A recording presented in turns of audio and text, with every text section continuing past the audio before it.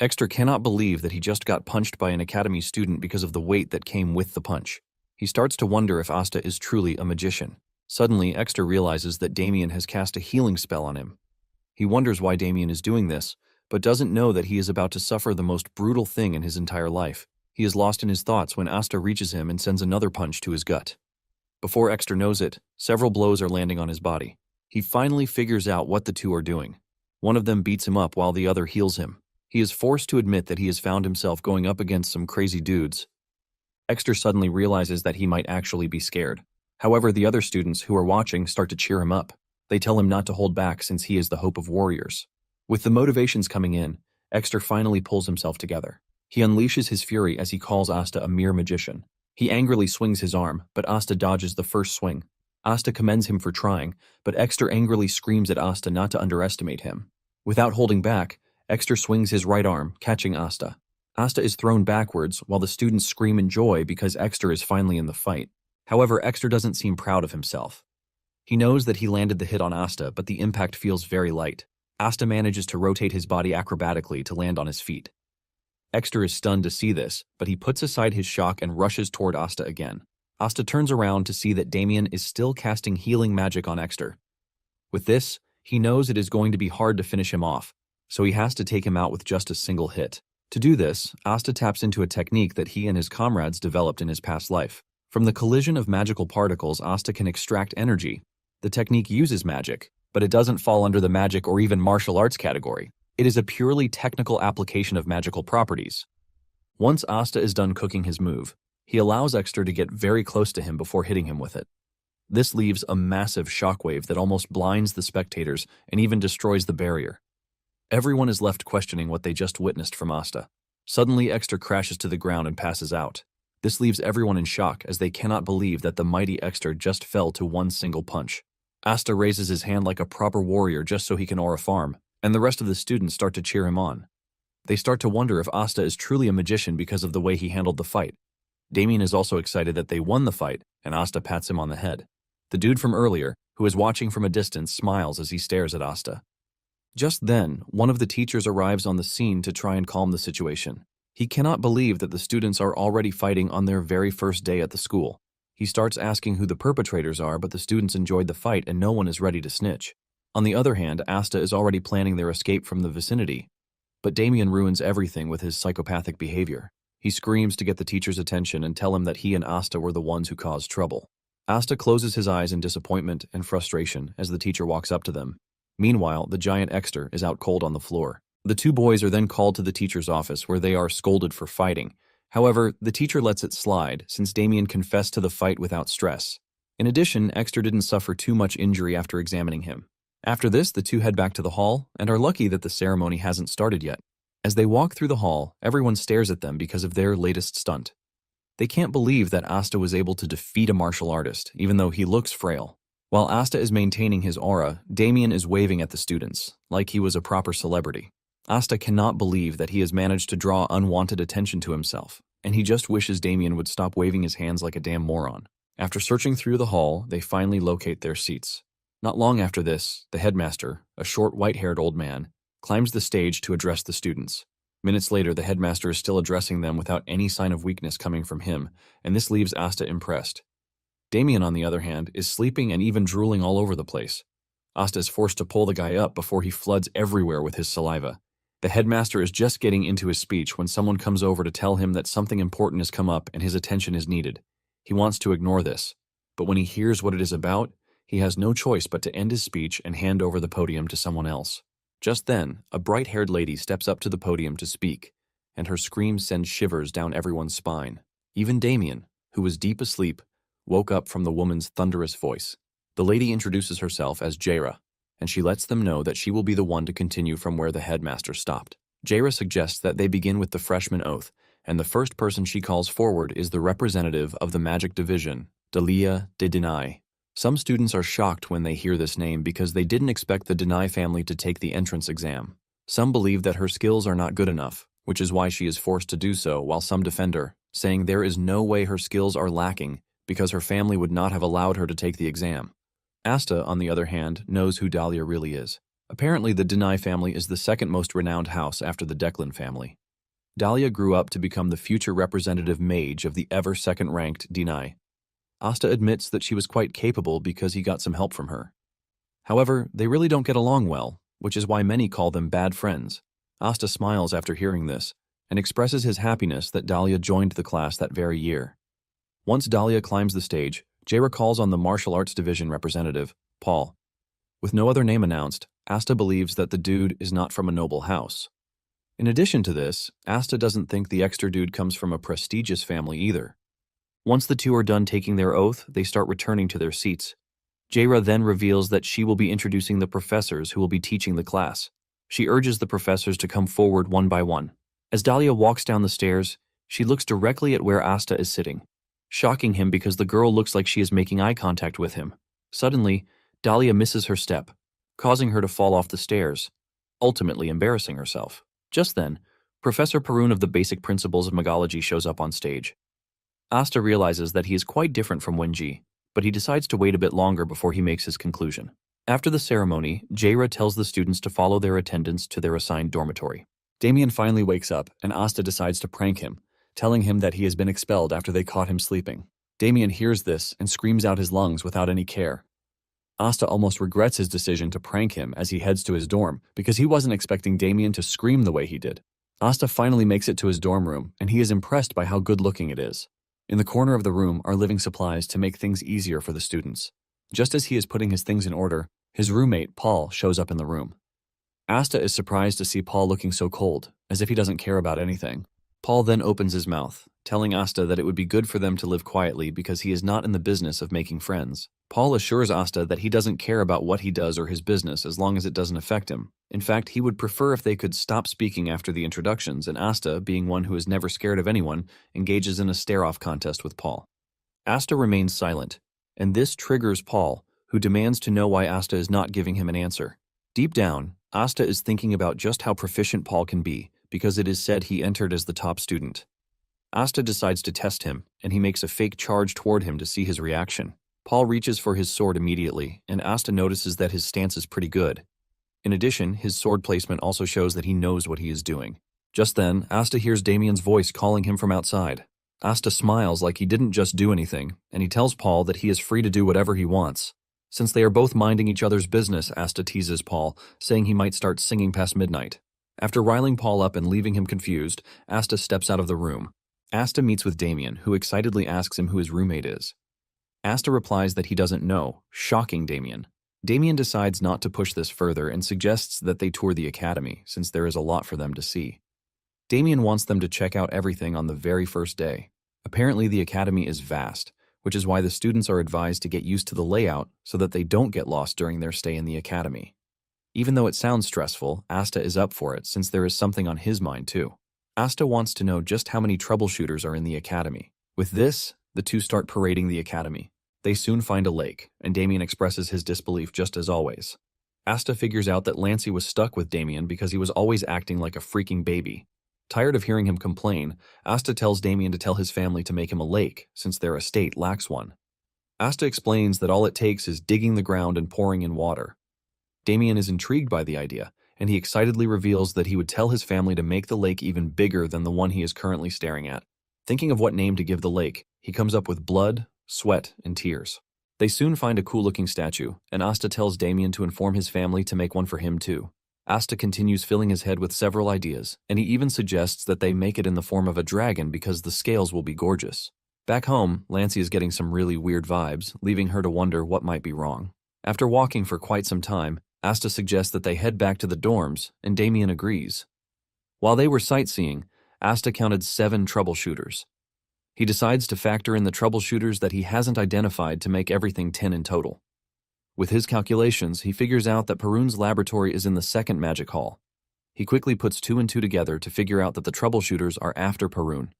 Since Declan already figured out that Wenji has allies, they would have started suspecting Perun, since he is in the area.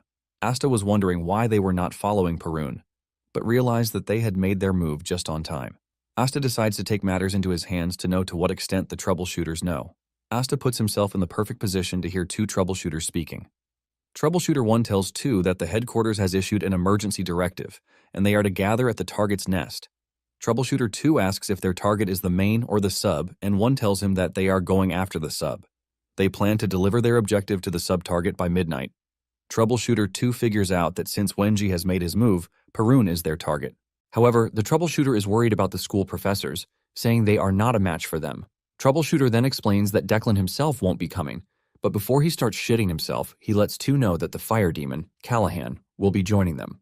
This shocks 2 because Callahan is the vice leader of Declan's Mage Corps, the Red Jewel. This basically means that their operation is covered, and this tells them that Declan is ready to do anything for the mission. At the same time, it means the troubleshooters are at risk because they would sacrifice just to make sure that the mission succeeds. Even though the 2 are worried, they have no choice but to do their job.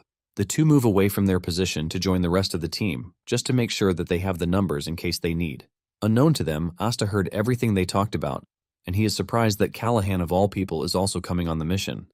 Asta remembers that Callahan is not a small fry that should be taken lightly because back when he was still a troubleshooter, Callahan was already in his prime. After the Declan family staked their survival on a battle against the Blandor family, Callahan remained loyal to the crumbling house, which shows his level of devotion. Though he is currently dangerous, he entered his prime after the war with the Blandor family. He basically carved his name into history as a war mage, using his deadly fire that is pretty unstoppable. Since Callahan will be coming, Asta figures out that it is important that he captures him. He remembers that Callahan's magic is one of Declan's flame arts. Even though the risks are pretty high, Asta believes that the reward outweighs the risk. Asta is pleased with how things are going his way. However, something important remains, and this is the fact that the thesis that they are all looking for is with him, not Parun. Since the troubleshooters are still going after Parun, he starts to wonder if the thesis he has is fake. This also tells him that the thesis being delivered that very day is nothing but fake. Later on, in the dorm, Paul dresses up, and it turns out that he is one of the troubleshooters. He thinks Asta is sleeping, but unknown to him, the Asta he is looking at is nothing but a dummy. Parun is in his study when he senses the presence of the troubleshooters because they encroached on his territory. He wonders why the troubleshooters are so bold to enter the academy.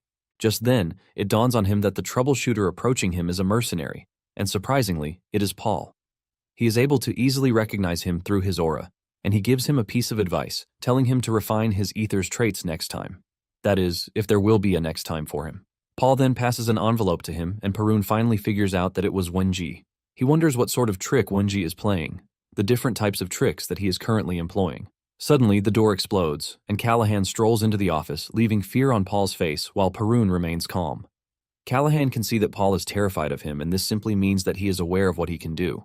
Callahan then turns to Parun, asking him if he has heard of him too, but Parun coldly says no. Parun finally gets off his chair, telling Callahan to get to the point. This pisses Callahan off, but before he loses his cool, he admits that this is the first time he has been treated badly. Callahan decides to lay out his terms, and the first thing he says is that he wants Paul dead. He then turns to Parun, saying he would basically leave him with one arm and one eye. Callahan shoots a fireball at Parun, but he blocks with a counter ice power. This leaves a huge wave of explosion that rocks the building. Parun then turns to Paul, telling him that he is responsible for his own life because he is basically seeing him as a mercenary, not a student at the moment. Paul has no issue doing this, and he whips out his sword to defend himself. Parun figures out that the Declan troubleshooters must have cast a blackout spell, which is why no alarm is going off, which means Parun is basically stuck with Paul. Callahan spots the envelope on the table, making it known that it is exactly what he came for, since it was sent to Parun by the Trash Blandor family. Since Parun will not be handing over the envelope, Callahan decides to let it all out. He unleashes a powerful flame spell that leaves the ground shaking, but Parun keeps his calm to make sure his ice powers are active to counter whatever Callahan throws at him. Just then, the other troubleshooters start to move in, and Parun finally decides to get serious by unleashing a devastating strike that almost crumbles the building. Meanwhile, Asta is watching from afar, and he realizes that things are getting pretty serious. Excited to see some action after a while, Asta puts on his mask, saying he is not Asta at the moment, but Troubleshooter 1. Asta clenches his fist to pray to the moon and asks it to grant him the strength to be a good troubleshooter that day, even though he has not been the most righteous. After his prayer, he leaps toward the battlefield where the affected building is already caving in. Callahan, on the other hand, is having a blast inside the building. He is surprised that, with everything he has done, Paul is still alive, and he commends him for this. Deep down, Paul knows that he would have been dead meat if he weren't wearing the protective talisman that Wenji gave him. He didn't even know it was a protective talisman, and he considers himself lucky for having it on. Parun speaks to Paul in a very cold tone, telling him to get out of the way, as he unleashes a powerful ice blast to rival Callahan's fire blast. Parun then pats Paul on the shoulder, saying he has done well so far, which means he can actually trust him. Parun then displays one of his powerful traits by infusing Paul's sword with ether, shocking Paul. Parun asks him if he can continue blocking incoming attacks, and Paul says yes, as long as he needs him to. Paul figures out that they are already past the point of retreat, and if he can't hold out, he is dead for sure. Callahan is impressed by their sudden pairing because a mage and a guard are just what he needed to fight. Callahan then unleashes another fireball, and this time around Paul's sword fails him. He gets smashed into the wall, and Parun figures out that with Paul out of the picture, he has no choice but to get really serious. Apparently, when the amount of mana present in nature is limited, and two authoritative beings issue orders at the same time, a struggle for control begins between the said entities. Parun wants to see just how much damage Callahan can take from him. Since Parun is requesting a duel, Callahan is more than happy to indulge him. The two unleash their power to hit each other, and the building suffers the most damage. It crumbles, and Paul falls off after losing his balance. As he falls down, all he can see is two monsters going up against each other without holding anything back. Paul ends up crashing to the floor, wondering why he joined the fight in the first place when he is nowhere near their power level. Meanwhile, the troubleshooters from afar are totally blown away by the level of destruction that the two are creating. Without thinking twice, they figure out that they are going to be crushed if they try to interfere. Just when they think they are safe, Asta shows up from behind, taking them out, further causing a state of panic among them. After taking out whatever troubleshooters might get in his way, Asta heads to the fight scene. His arrival catches the attention of the two, leaving them questioning just which side he is on. With blinding speed, Asta reaches Callahan and grabs him by the neck, telling him that he has reached where he is going to die. Scared, Callahan frantically unleashes a fire blast, but this in turn makes him suffer a mana backlash. Callahan coughs up blood, and to his surprise, Asta is unhurt. In fact, he is already dashing toward him. At the same time, the troubleshooters are moving in. Callahan figures out that he has to suppress the mana backlash if he is going to have a chance. Callahan whips out a potion and consumes it, while wondering where on earth someone as strong as Asta popped out from. The troubleshooters try taking Asta down, but he easily blocks their attack while sending them off with a counterattack. Callahan sees this, and he is stunned. Before he knows it, he realizes that he is actually getting impressed because Asta is moving with so much precision and extreme efficiency. Even though he is impressed, Callahan is already pissed, and he declares that he is going to kill Asta. He angrily creates a bunch of magic circles so he can unleash an even more powerful fire blast from them. The firepower is so much that Callahan fries his own people with it, leaving Asta totally blown away. With the thick smoke that follows his last attack, Callahan wonders if he managed to catch Asta. He knows some of his allies suffered from the attack, but he really doesn't care. He is focused on completing the mission, not minding whoever dies in the process. After staying on his guard for a few seconds and not seeing anything, he assumes that Asta is dead. He starts smiling, believing that he went overboard without reason. He figures out that he is going to get the upper hand against Parun if he manages to join hands with the other troubleshooters. Suddenly, his blood runs cold when he hears Asta's voice in the distance, asking him if he has done his best with his last attack. Asta says he knows the kind of person Callahan is, which is why he was able to quickly figure out that he would sacrifice some of his men if it meant getting rid of him too. Standing above, Asta aims his magic circle at him, telling him that he is about to die because of his actions. Asta unleashes his mana bullet, and with no way to dodge it, Callahan watches the attack come straight at him. The mana bullet hits Callahan straight in the head, piercing his head like a large caliber bullet.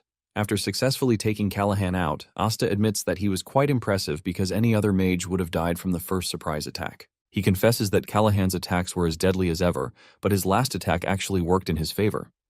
Asta knows that he would definitely have lost if Callahan had teamed up with the troubleshooters to engage him in a war of attrition.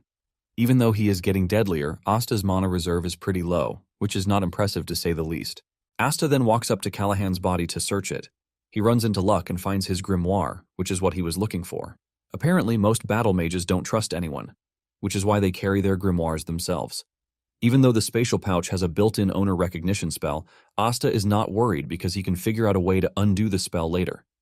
Just then, Parun shows up, and Asta tells him that he is late to the party.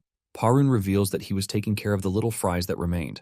Parun then asks Asta if he is one of those who are after him, but Asta urges him to use his brain because he just killed one of Declan's men and this should tell him where he stands. Upon hearing this, Parun figures out that Wenji was the one who sent Asta, and he finally lets his guard down. However, Parun is confused as to why Paul approached him. He wonders if Wenji is splitting the research into two papers, which is why he required two envoys. Asta then mentions that the one with Paul might be a fake. He believes that Wenji did it to lure Declan's men into the open, just like a fisherman reeling in fish. Asta says Wenji might be trying to tighten the security in the region, while also making sure that Declan's influence in the area is reduced to a bare minimum. Deep down, Asta believes that something is off because even though a blackout spell was used, the fight was still insane, and the Imperial Knight should have shown up. This can only mean one thing, and this is the fact that the Knights have been bribed by Declan too. Parun then asks Asta if he is the courier, and Asta answers his question by pulling out the thesis and handing it over to him. After collecting it, Parun asks Asta if he knows what is inside, and Asta replies that he is not a fool, so he knows. Parun stands cautiously, and Asta assures him that he doesn't mind fighting him, but he should think twice about his decision because his decision will determine if he lives or dies. Parun agrees that Asta makes a good point, and then he asks Asta if there is anything he wants in return. Asta is confused by this, and Parun explains that Wenji only trusts people who are like him. Since he is similar to Wenji, Parun believes that he has to earn his trust by giving him something in return. Asta thinks for a minute before telling Parun what he wants, and he says he wants a book. This sounds confusing to Parun, and Asta explains his plan to build a grand tower. Asta continues by saying he is going to place books that everyone can read inside the tower. He then tells Parun that he would like a book that is written from his perspective on arcane science. Parun is shocked to hear this, but he assures Asta that he will get down to it. After their brief conversation, Asta says it is time for him to go, but Parun asks him how they are supposed to stay in contact. Asta then brings out a communication crystal, and he hands it over to Parun. He tells him that the two halves are linked. Therefore, if one breaks, the other shatters too. He tells Parun to break one shard to call him, and then break more than one if there is trouble. After explaining how the crystal can be used, he vanishes into thin air. Not long after this, the Imperial Knights showed up on the scene to secure the area. They also evacuated the Academy students in case there is a follow-up attack. In the process, Asta was able to blend in with the students. He meets up with Damien, who asks him where he has been. Asta replies that he was attending to something. Meanwhile, Asta is pretty sure that with the recent event, the Declan family will pull back a bit. While Damien is trying to get him to talk, Asta keeps wondering why his sigil reacted during the battle. He felt power resonate through the barrier when he was blocking Callahan's attack, and this is something that doesn't even react on normal days. However, Asta is thankful because it was the sigil that helped him block Callahan's counterattack. Asta tries to remember what happened, and it finally dawns on him that it is the rejection phenomenon. This is a technique that is often used by mages to prevent the caster from being harmed by their own magic. Asta is so troubled and confused that he didn't know when he spoke out. This catches Damien's attention, and he asks him what he meant by not getting it. Damien demands to know the secret that Asta is hiding. Asta ignores Damien and continues to wonder why the sigil reacted at that particular time and what could have triggered it. Nonetheless, Asta figures out that he has to conduct more research. He believes that he is going to get some clues in the Academy library. Asta is minding his own business when a student suddenly calls his name from behind, introducing himself as Chenbi. Asta doesn't take the dude seriously until he mentions that Asta is a pretty good fighter. Asta is immediately caught in between killing Chenbi, given that he already knows his identity, or just letting him be.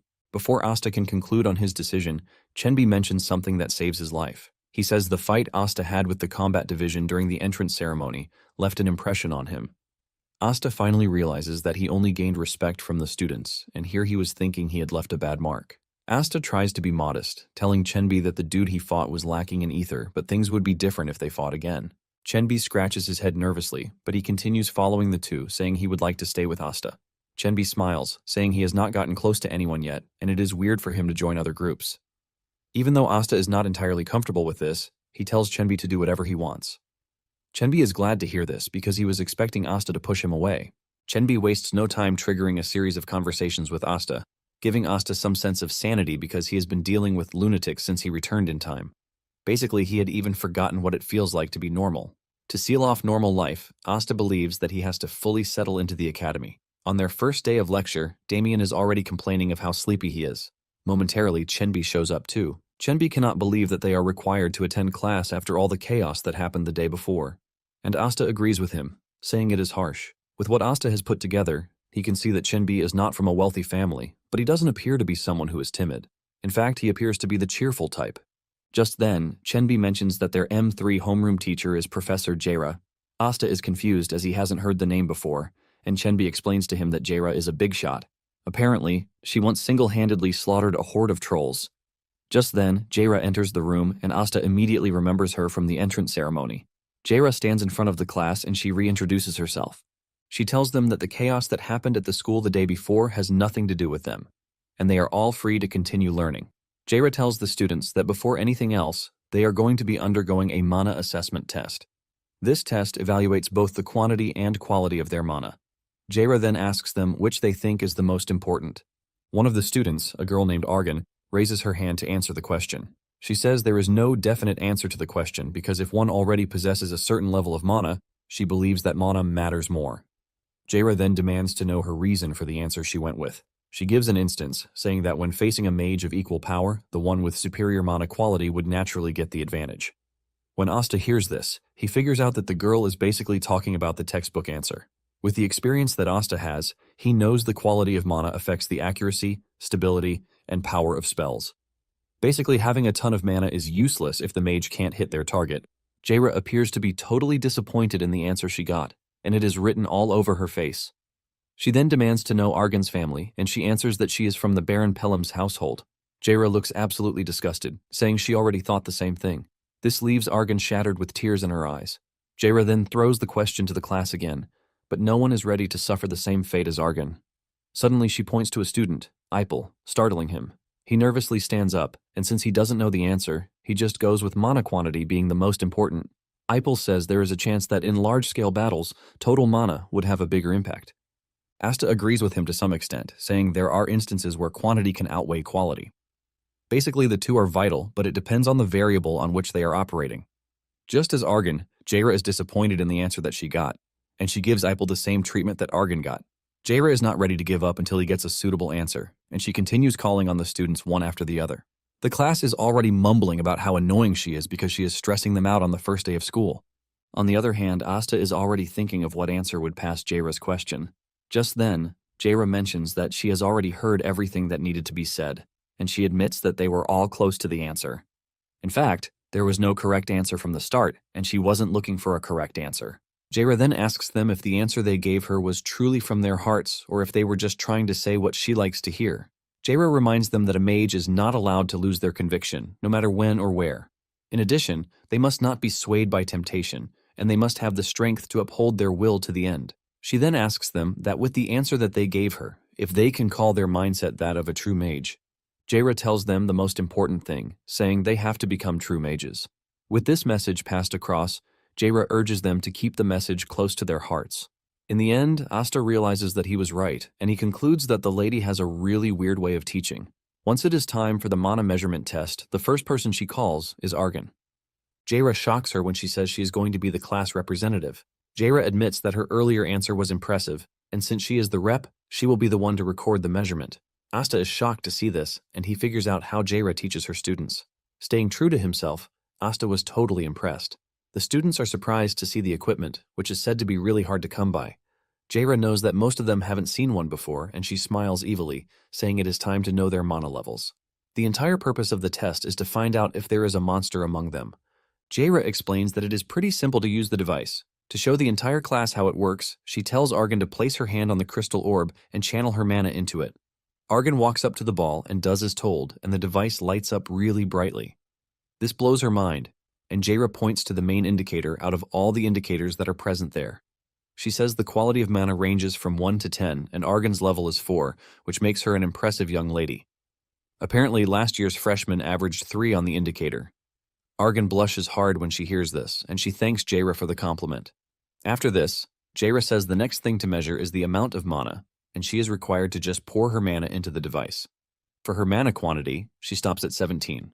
Surprisingly, Jaira says this is also an impressive score because the last freshman stopped at 15.